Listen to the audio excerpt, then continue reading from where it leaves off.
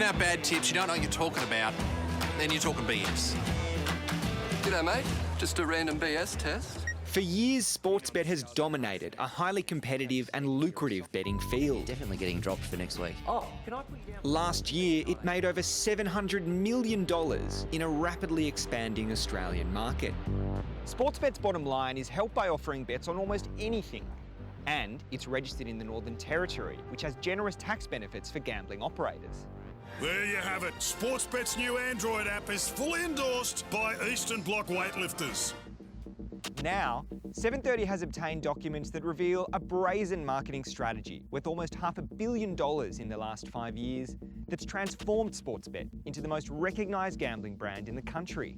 We found the gambling giant has pursued an aggressive social media push in that time, paying Google $61 million, $18 million to Facebook, $2 million each to Twitter and YouTube, and even dating apps like Tinder received $41,000.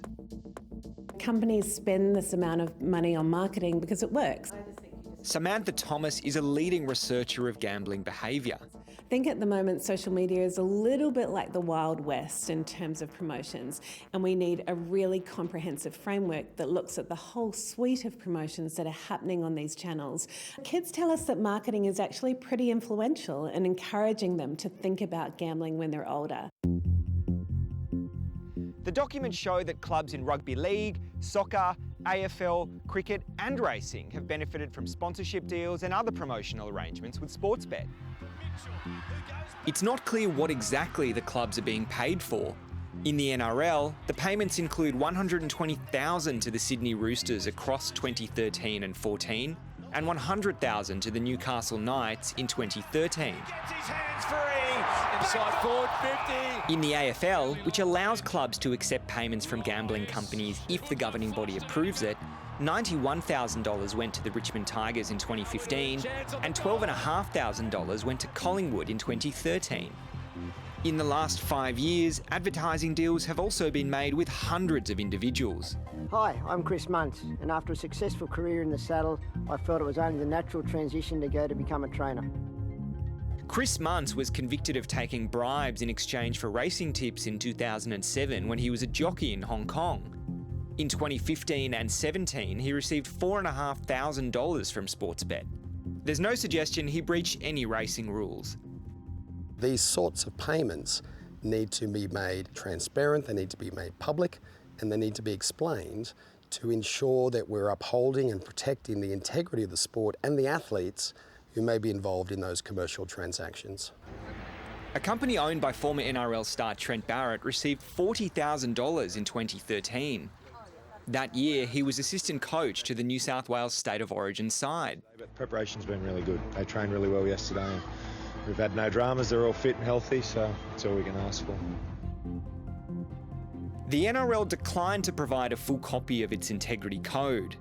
The code as it stands today says no person bound by it shall be sponsored, employed, contracted, engaged, or otherwise commercially involved in any way, whether directly or indirectly, with a gambling operator. Trent Barrett didn't respond to questions from 730 sent via his manager. But while they might be one-off payments, Sportsbet has a hidden network of deals with websites known as affiliates. So Sportsbet would pay me a commission on new clients that were referred to from my website. When you click on a Sportsbet ad on one of those affiliate websites and sign up, there's a good chance that site makes a commission every time you bet. For Daniel Kirk, who owns SportsPunter.com, it was valuable income. They'd add up all the bets over a monthly period from all the punters that were referred, and it was generally in the range of about 20 to 30% of net profits once all the costs and taxes and everything else was taken out as well. Obviously it's a commission, so it's up and down a lot. There'd be a huge volatility and a lot of difference, but we're speaking over $100,000 a year. Trailing commissions are just wrong. There's something unethical about having these commissions that distorts the incentives. Lauren Levin has seen firsthand the consequences of gambling addiction working at Financial Counselling Australia. She doesn't believe affiliate commissions are in the best interests of gamblers. The affiliates if they're acting rationally, would be encouraging the person to keep losing, because they only get paid when the person loses. Sportsbet must submit all affiliate deals to the Northern Territory regulator for approval. We found hundreds in these documents, but the regulator wouldn't confirm how many it has authorised. They actually need to ban affiliates for gambling marketing. It's not right. There's no way that they can effectively regulate thousands of small operators to do the right thing. When it comes to performance enhancement, Ben really knows his stuff, which is why he's happy to endorse Sportsbet's new juiced up. The Sportsbet files reveal the company has been buying valuable intelligence on gamblers to give it the upper hand. Unknown to most of its customers, National Australia Bank shares vast amounts of transaction data, without identifying details like names and birth dates, to a company called Quantium, almost 50% owned by Woolworths. Quantium analyses the raw data and then sells its findings to Sportsbet.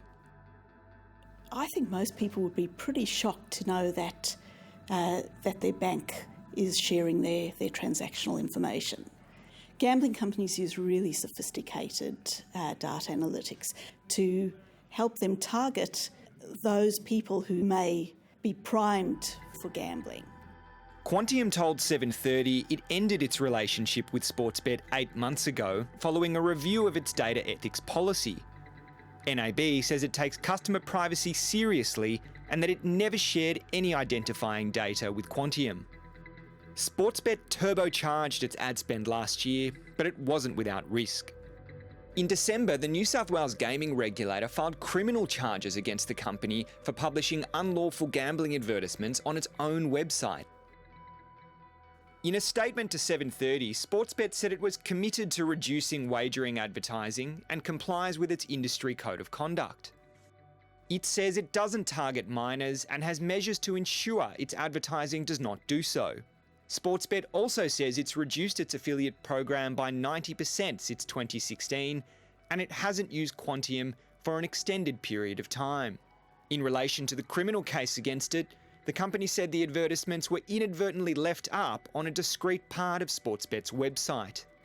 For some people it's entertainment, but there's a group of people that are having some issues in their lives. So it's wrong to target them. Australia was once the leaders in starting to get on top of the impacts of gambling advertising, particularly on young men and children. Maybe we've fallen behind and we need to reconsider where we go to from here.